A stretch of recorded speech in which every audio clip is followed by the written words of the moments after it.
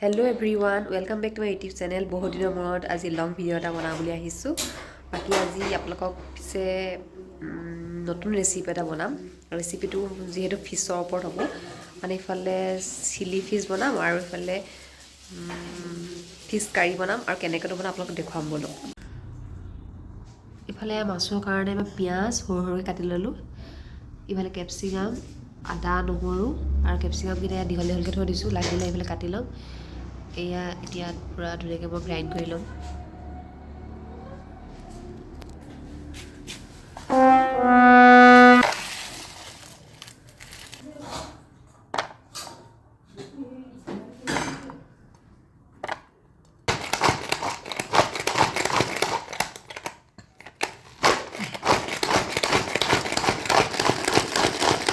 মাছ ইফালে গ্ৰাইণ্ড কৰিছিলোঁ যে সেইখিনিৰ লগতো মাছ বনোৱা হ'ব।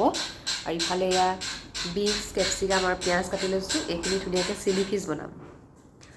বাকী মই সৰিয়হ ধুনীয়াকৈ খুন্দি লোৱা হৈছিলে, বগা সৰিয়হ, আৰু ইফালে গ্ৰাইণ্ডাৰত পিচি থোৱা হৈছিল নহৰু, আদা, কেপচিকাম, পিঁয়াজ এনেকৈ সেইখিনি দি পেলাই বনাম।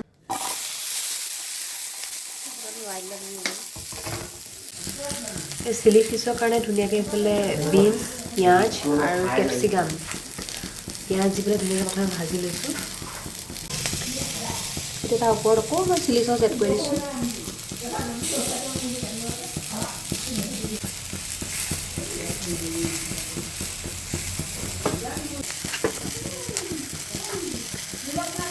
এতিয়াৰ পৰা ধুনীয়াকৈ মাছখিনি দি ল'লোঁ।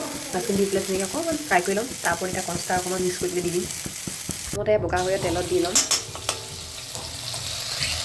সেইখিনি অকণমান ধুনীয়াকৈ ভাজি ল'ম। তাৰপিছত গোটা শুকান জলকীয়া দি দিছোঁ।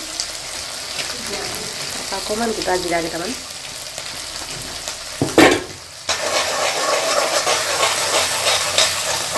অকণমান হালধি দি দিম।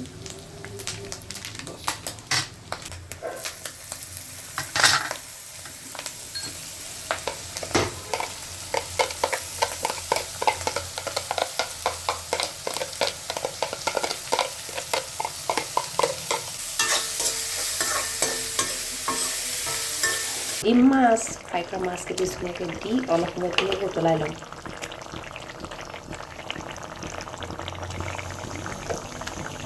এতিয়া আৰু এই জোলখিনি হোৱাৰ পিছত মজাকৈ গৰম গৰম ভাতৰ লগত খোৱা হ'ব।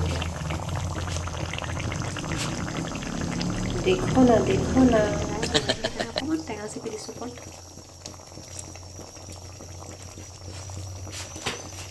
লৈ লৈছোঁ গৰম গৰম ভাত আৰু ইফালে চিলি ফিছ, ইফালে বিনছ, পিঁয়াজ, টমেট' চচ আৰু মাছ ধুনীয়াকৈ বনাই লৈছোঁ চিলি ফিছ। আৰু ইফালে ইয়াত জোল দেখিছিলে গৰমা গৰম, আৰু ইফালে মাছৰ পিচটো এইটো এতিয়া মজা লাগিব খাই পেলাই। বাকী এতিয়া খাই লওঁ টেষ্টি গৰমকৈ ফিছ আৰু ইয়াৰ পৰা মাছৰ জোল। এতিয়া মই টেষ্ট কৰোঁ কেনেকুৱা হৈছে।